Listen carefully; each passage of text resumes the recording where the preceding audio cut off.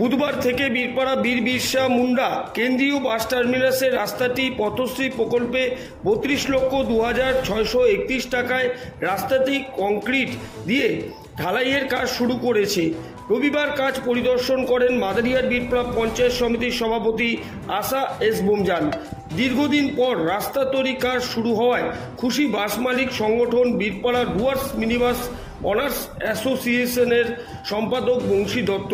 প্রসঙ্গত বীরপাড়া ওই bus terminus হয়ে শিলিগুড়ি, জলপাইগুড়ি, মালবাজার, কোচবিহার, আলিপুরদুয়ার, কালচিনি, জয়গাঁ প্রচুর বাস এবং ফালাকাটা রুটের অনেকগুলি সাভারি গাড়ি চলাচল করে। ফালাকাটা, রাঙ্গালিবাজনা, মাদারিহাট, খগেনাহাট রুটে চলাচল করে অনেকগুলি ম্যাক্সি ক্যাব। সব গাড়ি ওই টার্মিনাস থেকেই ছাড়ে। রাস্তা বেহাল হয় এতদিন ধরে ক্ষুব্ধ ছিলেন চালকরা। রবিবার বিকেল 5টা নাগাদ কি বললেন শুনে নেওয়া যাক। এগুলা যেতে পুরো লেগে যেত, গর্ত ছিল, মানে এখনকার সব নতুন গাড়িগুলা ছোট ছোট সব লেগে যেত, লেগে যেত, আগে পিছনে ভেঙে যেত। এখন পাকা রাস্তা হচ্ছে, এখন ভাঙবে না, সুবিধা হবে, পাতি ভাঙবে। বৃষ্টির দিনেও তো সমস্যার সম্মুখীন হতেন, দিনে পুরো কাদা থাকতো, এখন সেই কাদাটা হবে না, প্যাসেঞ্জারদের সুবিধা হবে, প্লাস গাড়িওয়ালাদেরও সুবিধা হবে। আপনার নাম? আমার নাম নবীন সরকার।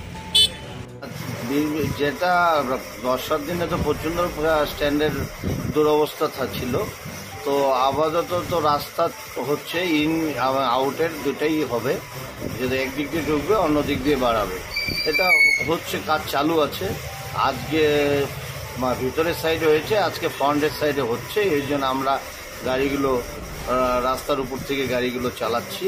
2-3 দিন লাগবে, 2-3 দিনের মধ্যে হয়তো রাস্তাটা কমপ্লিট হবে। সামনে রাস্তা খোলার জন্য যে হিমপাই বা কালভার্ট দিয়ে রাস্তাটা ওই আউটপুট করবে, এটাই মানে দীর্ঘদিনের একটা সমস্যা ছিল, দাবিও ছিল আপনাদের, যে সেটা পূরণ হওয়ার পথে। আপনার নাম আর পরিচয়? আমার নাম বংশী দত্ত, বীরপাড়া ডুয়ার্স অনার অ্যাসোসিয়েশন সম্পাদক।